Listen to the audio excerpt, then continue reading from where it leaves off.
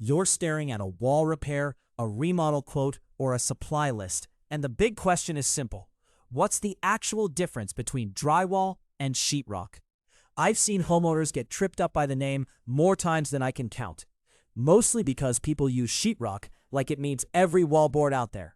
It doesn't. We're going to sort out what each one is, the types you'll run into, where plaster still makes sense, and what taping and finishing really change at the end. You're probably seeing the word sheetrock on a quote and wondering if it's something special. It is, but only in a brand name way.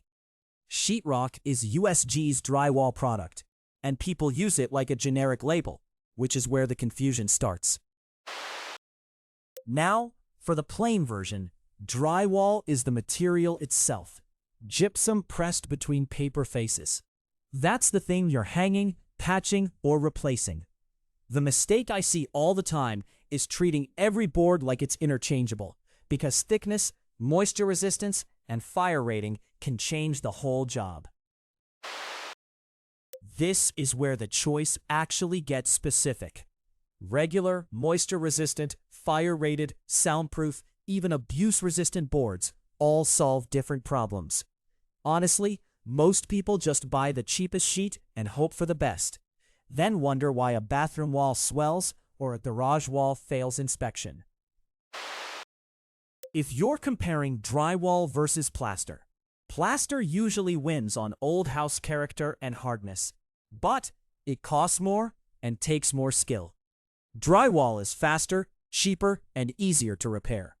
The trade-off is simple. Plaster feels solid, while drywall makes modern remodeling a lot more practical.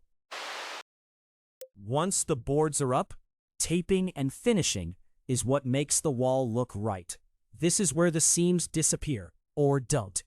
I've seen plenty of good drywall ruined by rushed mudwork, too much sanding, or skipping that last skim coat in a bright room. If you remember one thing, it's this. Sheetrock is a brand name. Drywall is the material most people mean, and the right choice usually comes down to room use, finish level, and budget. For most homes, standard drywall with decent taping and finishing is the smart pick. If this helped, subscribe, like the video, and head to omnihomeideas.com for the full guide. I'm Brad Smith, and honestly, a clean wall is usually about the details nobody notices until they're wrong.